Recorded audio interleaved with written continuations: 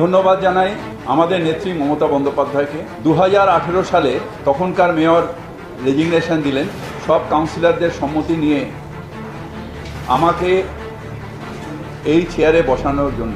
আমার মনে হয়েছিল যে এই চেয়ারে বসার যোগ্যতা আমার নেই।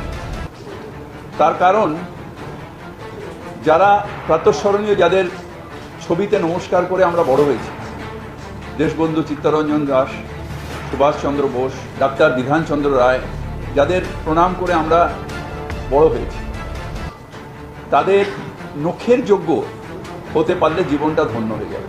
আমি নিজে যখন মেয়র ছিলাম দাপুটের সাথে চালিয়েছি, নিজেই পৌরমন্ত্রী, নিজেই মেয়র।